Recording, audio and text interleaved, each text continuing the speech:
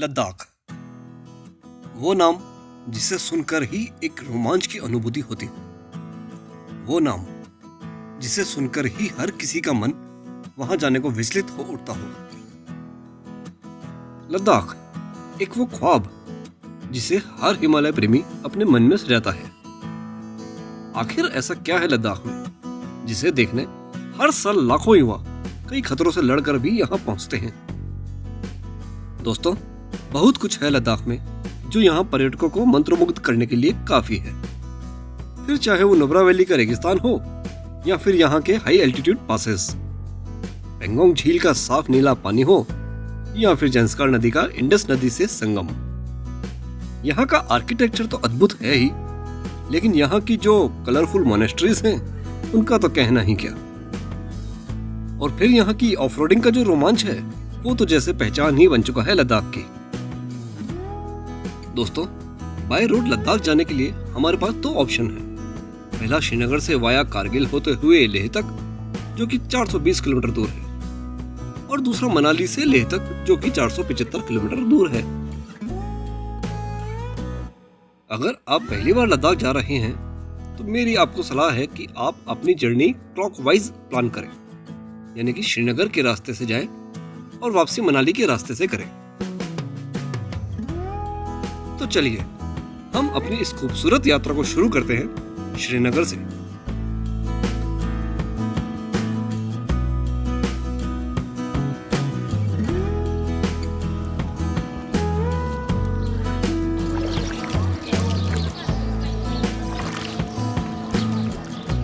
दोस्तों, आज हमारी इस जर्नी का डे 1 है।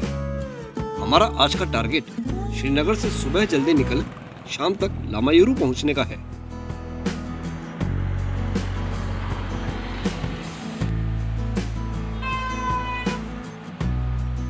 आप चाहें तो सोनमर्ग में ब्रेकफास्ट कर आगे बढ़ सकते हैं, क्योंकि आगे जोजिला पास है।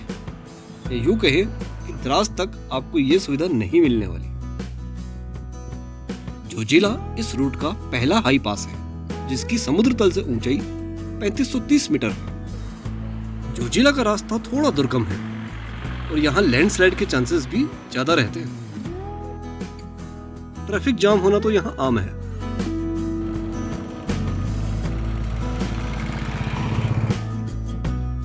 ये है द्रास, जो कि कारगिल से 64 किलोमीटर पहले आता है।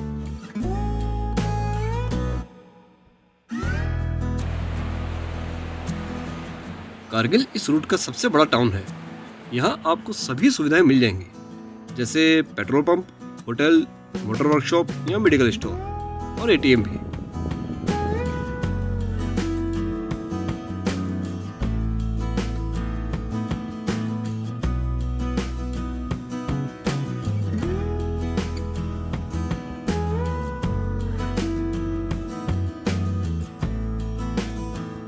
कारगिल से लामायुरू अभी 100 किलोमीटर दूर है, लेकिन अब आपको रोड बहुत ही स्मूथ मिलने वाली है।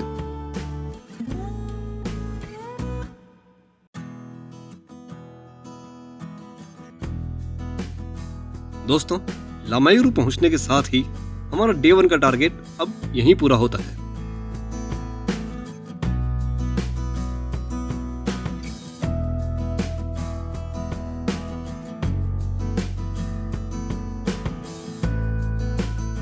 हमारा डे 2 का प्लान है लामायुरू और अल्ची की साइट सीइंग करते हुए शाम तक लेह पहुंचना।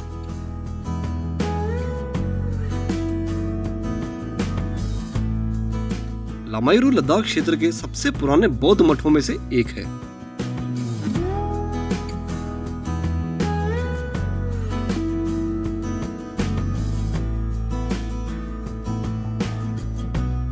तिब्बती बौद्ध धर्म के लाल संप्रदाय के भिक्षु यहाँ रहते हैं। यह मठ अपने इतिहास और आध्यात्मिकता के लिए फेमस है।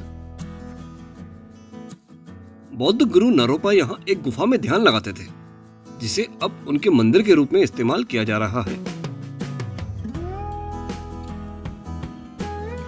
लामायुरू बहुत ही सुंदर लैंडस्केप से घिरा हुआ है, जो कि मून लैंड के नाम से फेमस है।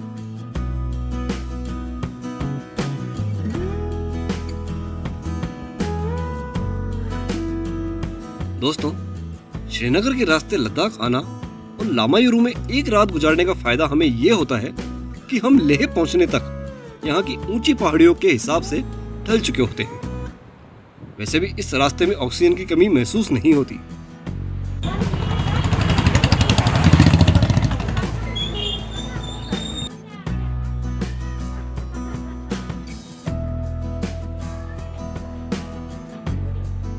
अलची लेह से 70 किलोमीटर दूर है।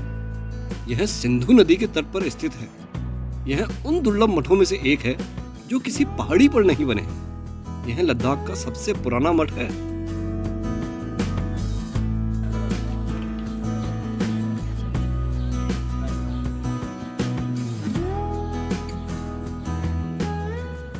यह विश्व धरोहर के रूप में है और अपने ऐतिहासिक और दीवार की पेंटिंग और लकड़ी की नक्काशी के लिए बहुत ही प्रसिद्ध है।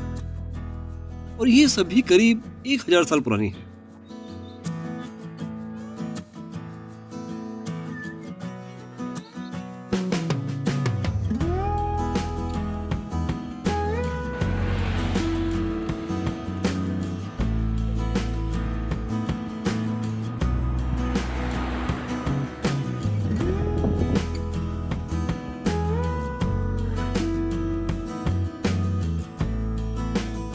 ये है जंस्कार और इंडस नदी का संगम, जो कि निम्मू घाटी के पास स्थित है।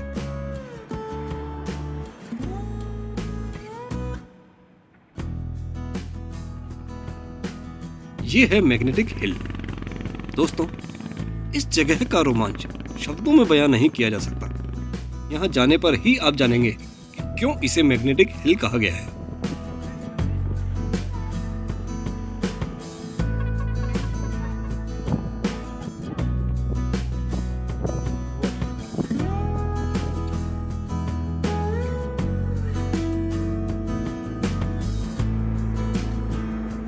दोस्तों, अब हम लेह पहुंच गए हैं। ये थे हमारी लेह जर्नी के 2 दिन।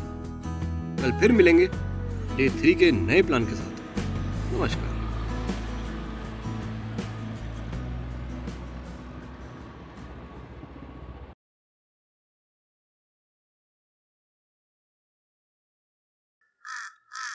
दोस्तों, आज हमारी लद्दाख जर्नी का 3रा दिन है और प्लान के मुताबिक आज हम लेह शहर के नजदीक 2 सबसे महत्वपूर्ण व खूबसूरत मोनेस्ट्रीज देखने चलेंगे। पहले हम चलेंगे टिक्से मोनेस्ट्री, जो कि लेह से 18 किलोमीटर दूर है। फिर हम हेमिस जाएंगे, जो कि टिक्से से 25 किलोमीटर दूर है। फिर वहां से शाम तक वापस लेह।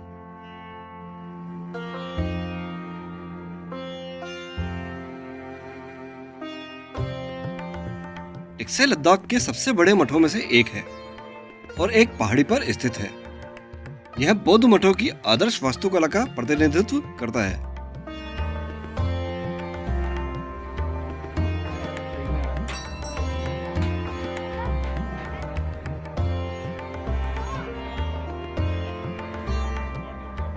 इसका ऐतिहासिक और आध्यात्मिक महत्व ऐसा है कि इसकी स्थापना त्सोंग-खाप के प्रत्यक्ष शिष्य ने की थी, जिन्होंने तिब्बत में गेलुग्पा नामक पीले संप्रदाय की स्थापना की थी।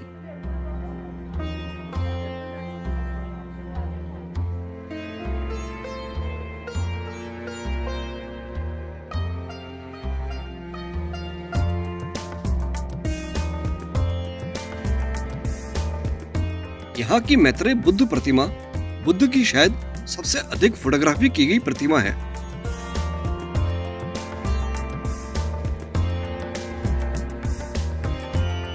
पंद्रह मीटर ऊंची इस शानदार प्रतिमा को बनाने में 4 साल लगे थे।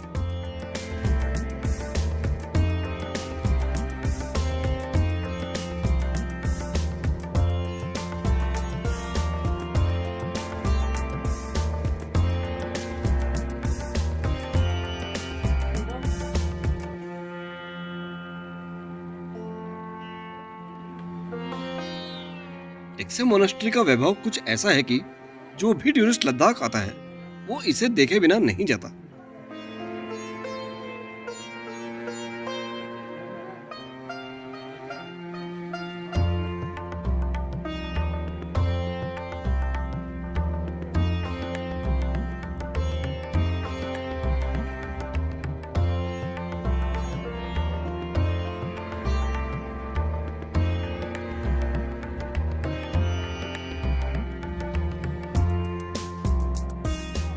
दोस्तों, इसका एक अपना स्कूल भी है और यहाँ नन के लिए अलग मठ होता है और यहाँ तिब्बती चिकित्सा इकाई भी है।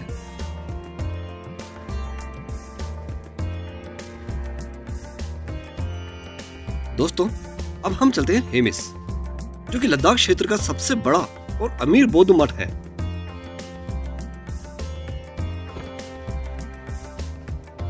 यह हिमालय की एक छिपी हुई घाटी में स्थित है।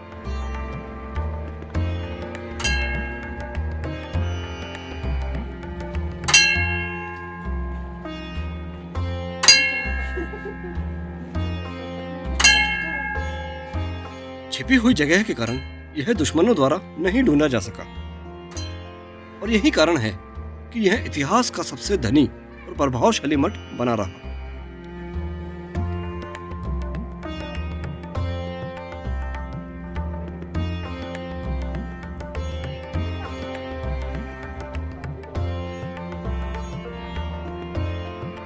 यह भूटान के एक प्रसिद्ध बौद्ध गुरु द्वारा बनवाया गया था और यह डुक्पा सेक्ट की उनकी शिक्षा का अनुसरण करता है।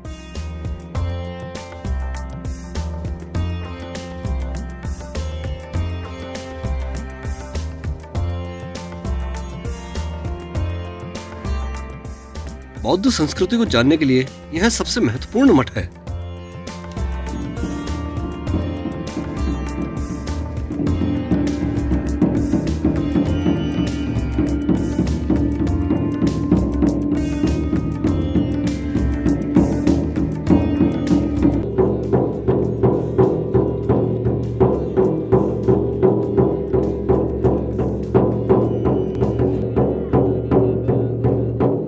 यह मठ अपने मुखौटा उत्सव के लिए विश्व प्रसिद्ध है, जो हर साल जून में मनाया जाता है।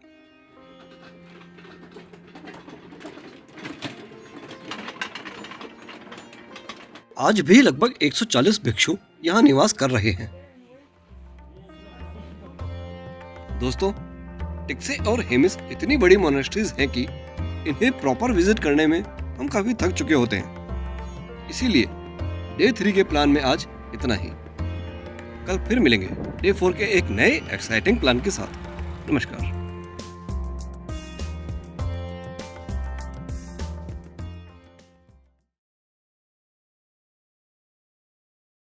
दोस्तों, आज हमारी लद्दाख जर्नी का डे 4 है।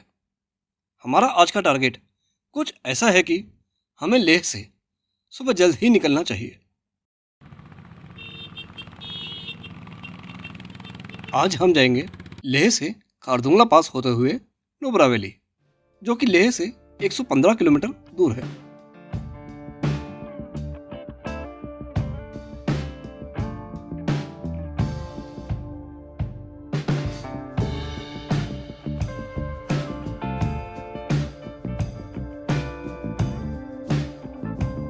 लद्दाख को लैंड ऑफ हाई पासेस इसलिए कहा जाता है क्योंकि लेह चारों ओर से ऊंची पहाड़ियों से घिरा हुआ है। जहां लेह के पूर्व में चंगला पास है तो वहीं पश्चिम में फोटुला, दक्षिण में तकलंगला है तो उत्तर में खारदुंगला।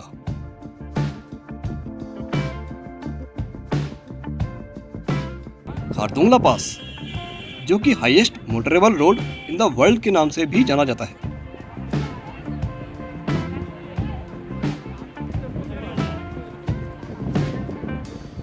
इसकी समुद्र तल से ऊंचाई करीब 5600 मीटर है।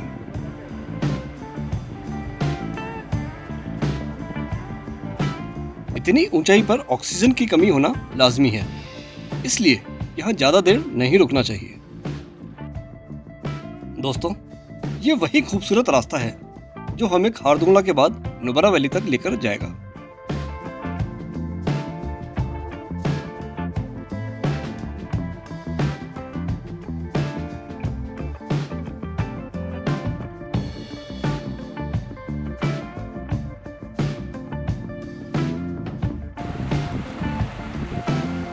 ये वही रास्ते हैं जिन्हें आजमाने लद्दाख प्रेमी खींचे चले आते हैं। कुछ दूरी तक तो ये रास्ता बेहद ही कठिन है। वैसे भी हम सभी को ये ध्यान रखना चाहिए कि पहाड़ों में हमेशा जो गाड़ी चढ़ाई कर रही होती है उसे पहले साइड देनी चाहिए।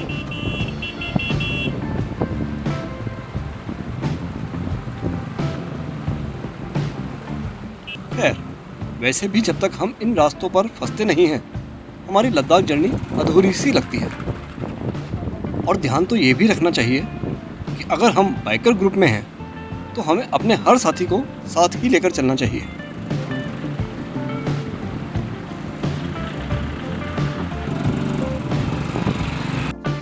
कभी कभी लैंडस्लाइड होने की वजह से ट्रैफिक जाम का सामना भी करना पड़ता है। इसलिए ये सलाह दी जाती है कि लद्दाख में हमेशा अपने पास पानी और कुछ खाने की चीजें हमेशा अपने साथ होनी चाहिए।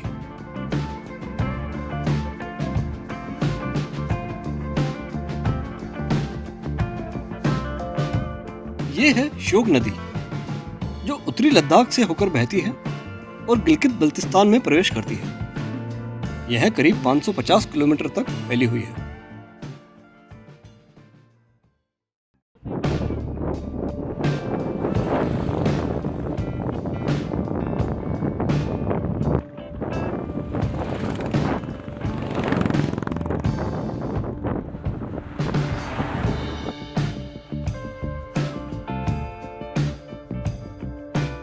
जब हम नुब्रा वैली तक पहुंचते हैं तो दूर से बुद्ध की एक प्रतिमा दिखाई देती है। यह डिस्किट गांव में स्थित है। यह प्रतिमा भविष्य के बुद्ध मैत्रेय का प्रतीक है। यह बौद्ध लोगों द्वारा बनवाई गई थी और खुद दलाई लामा द्वारा इसका उद्घाटन किया गया था।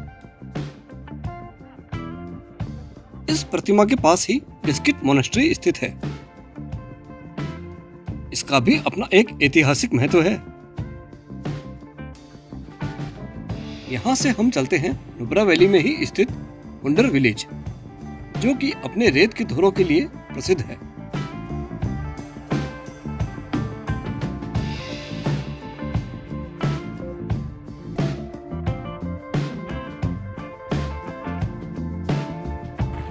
यहाँ की शांत हवाएं और कलकल बहता पानी आपको बरबस ही ये बात याद दिलाएगी कि अगर आप नुब्रा वैली नहीं आते तो आपकी ये लद्दाख यात्रा सच में अधूरी रह जाती।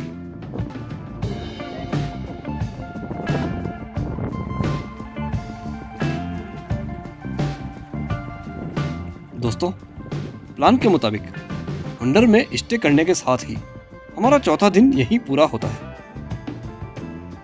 मिलते हैं डे 5 के नए प्लान के साथ। नमस्कार।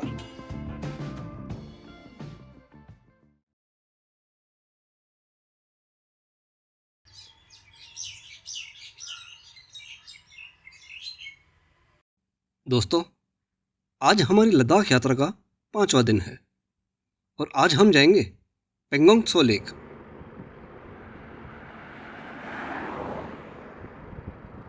नुब्रा से पेंगोंग हम शोक रिवर वाले रास्ते से चलेंगे। उसके लिए हम खालसर से शोक नदी के साथ चलते हुए डुरबुक और फिर टंगसे होते हुए सीधा पेंगोंग जाएंगे।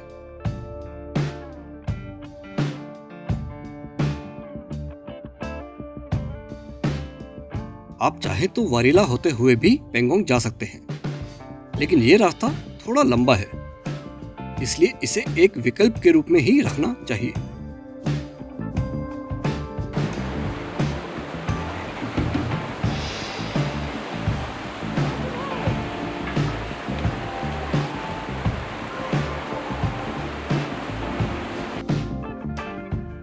नुब्रा से 170 किलोमीटर दूर पेंगोंग का यह रास्ता जितना वीरान है उतना ही दुर्गम भी है।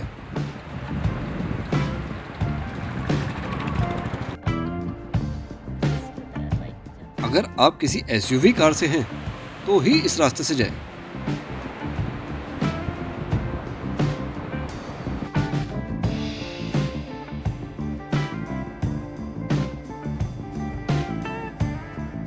यह है दुनिया की सबसे ऊंची झीलों में से एक पेंगोंग त्सो लेक।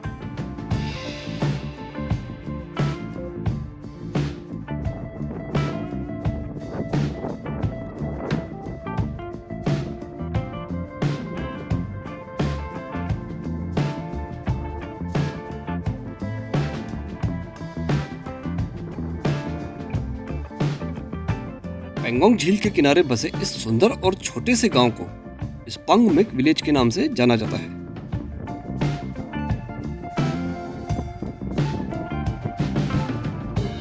यहाँ आपको ठहरने की सुविधा मिल जाएगी।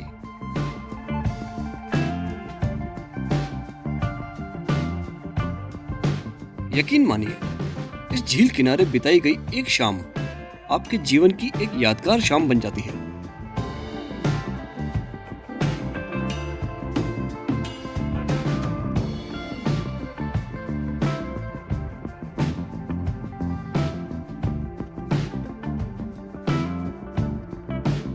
यह झील भारत से चीन तक करीब 135 किलोमीटर में फैली हुई है। इसकी समुद्र तल से ऊंचाई 4350 मीटर है।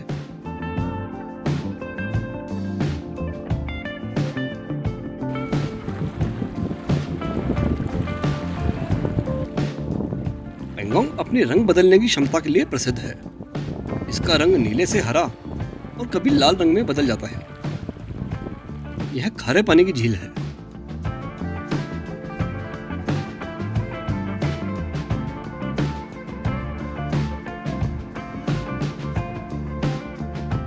दोस्तों, सर्दियों में ये झील जमकर बर्फ के मैदान में बदल जाती है।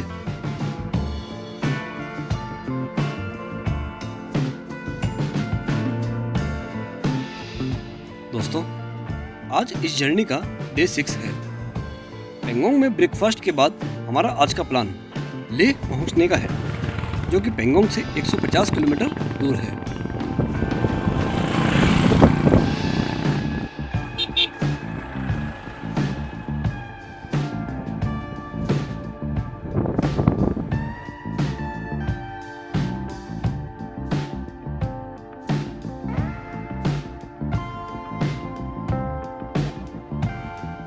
ये है चंगला पास, जो कि दुनिया का तीसरा सबसे ऊंचा पास माना गया है।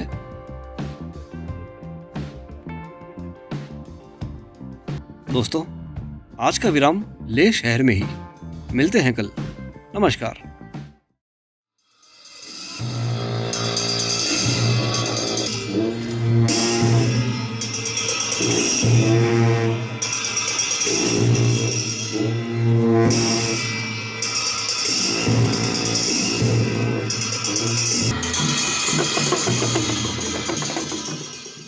लद्दाख न केवल ऊंचे दर्रों की भूमि है, बल्कि बौद्ध संस्कृति और त्योहारों की भी भूमि है। पूरे साल यहाँ कई त्योहार मनाए जाते हैं, जो कि अलग अलग समय पर अलग अलग जगहों पर मनाए जाते हैं।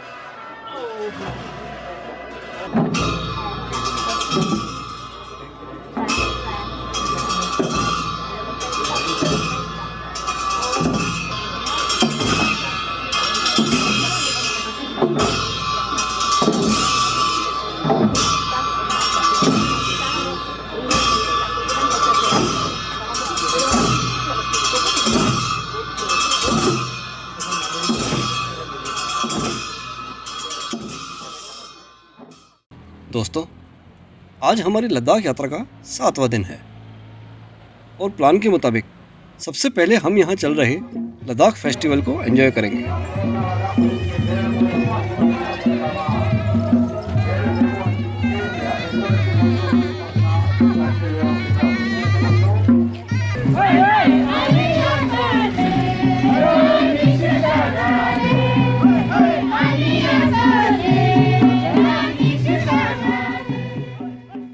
हर साल विभिन्न मठों के साधु, संगीत और नृत्य के लोक कलाकार एक जुलूस का आयोजन करते हैं।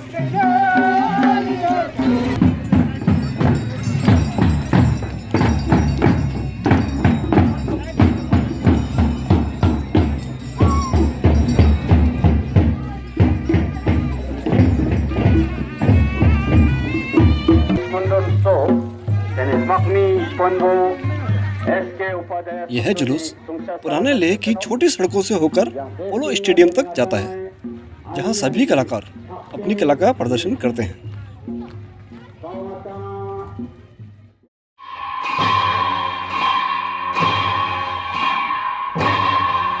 लद्दाख का सबसे प्रसिद्ध त्योहार मठ का मुखौटा त्योहार है।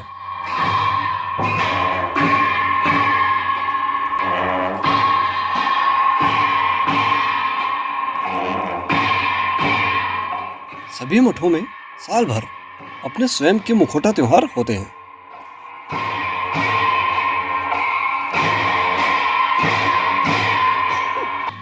ये मुखौटा नृत्य मठों की हजारों साल पुरानी संस्कृति का हिस्सा रहे हैं।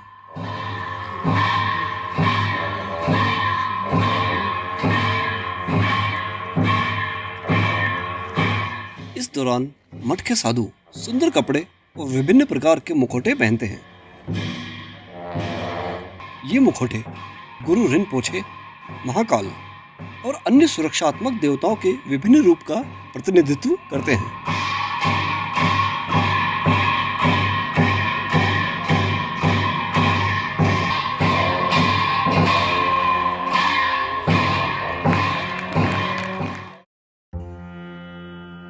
दोस्तों, अब हम चलते हैं शहर में ही स्थित पुराने किले की ओर।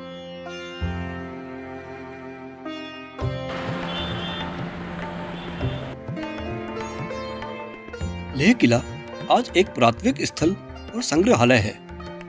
यह 19वीं शताब्दी तक शाही नामग्याल परिवार का निवास था।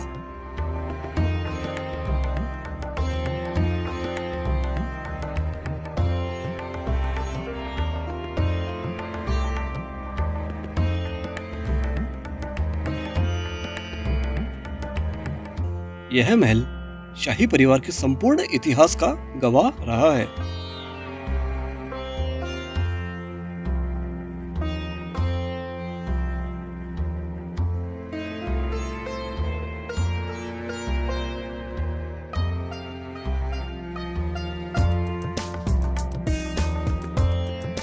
इसने शाही नामग्याल परिवार के उत्थान और पतन को भी देखा है।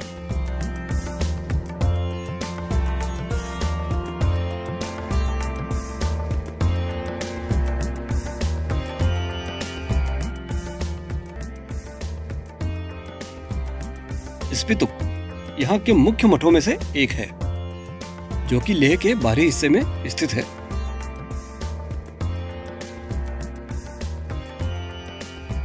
ये है शांति स्तूप, जो कि शहर के पास ही एक पहाड़ी पर स्थित है।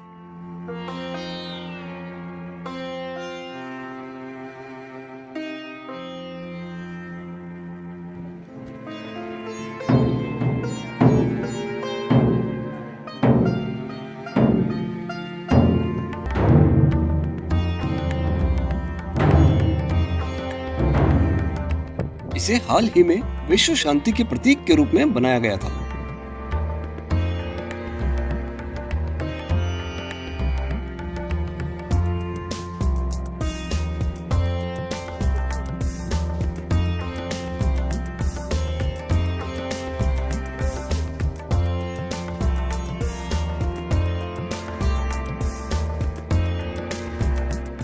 शांति स्तूप यहाँ से पूरे शहर और सिंधु घाटी तक के दृश्य के लिए बहुत प्रसिद्ध है।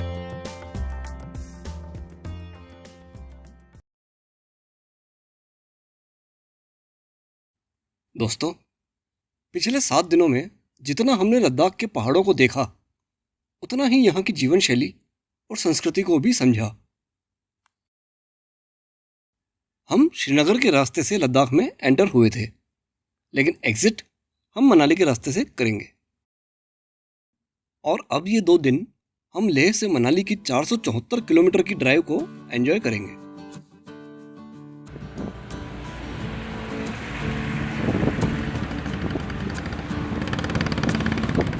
आप चाहें तो लेह से निकल शे पैलेस को देखकर भी आगे बढ़ सकते हैं।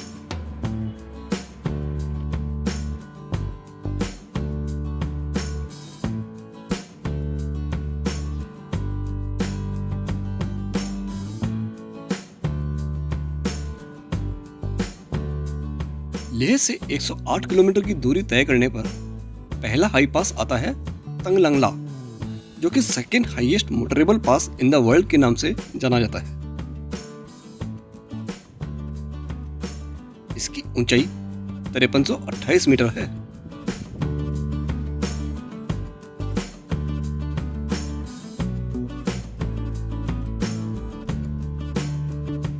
ये है याक का काफिला।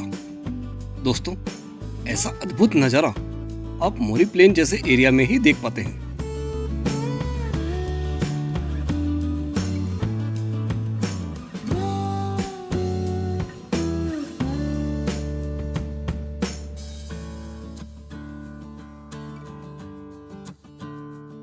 बोरी प्लेन के बाद पंग नाम की ये जगह लंच के लिए सही स्थान है।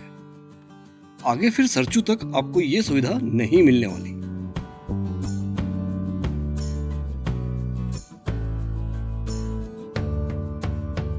पांग से आगे हम लच्छुंगला क्रॉस करेंगे।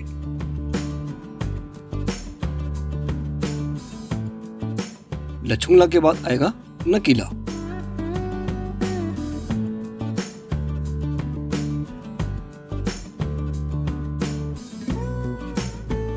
नकीला से 37 किलोमीटर दूरी पर आएगा सरचू, जो कि हमारी 8वें दिन की यात्रा का विराम स्थल है।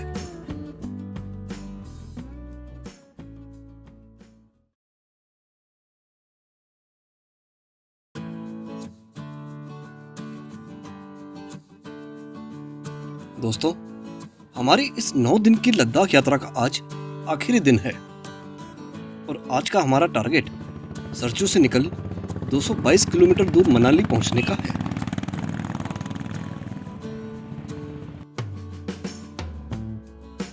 ये है बारालाचा पास, जो कि पीर पंजाल, जंस्कार और ग्रेट हिमालयन माउंटेन रेंज को आपस में जोड़ता है।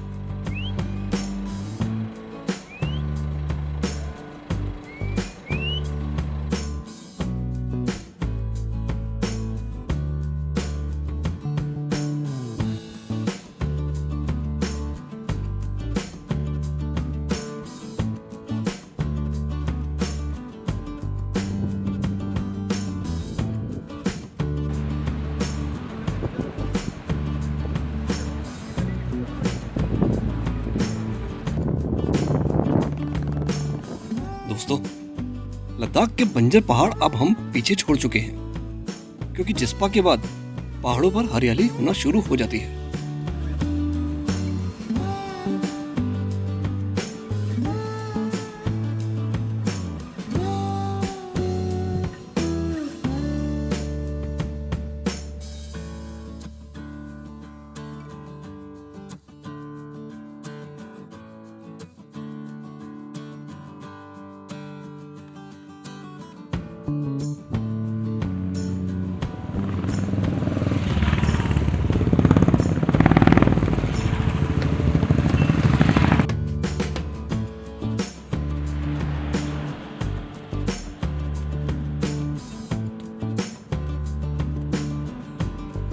नौ दिन तक लद्दाख के हाई एल्टीट्यूड पहाड़ों की सैर करने के बाद रोहतांग पास के बाद हम नीचे मनाली की ओर आ जाते हैं।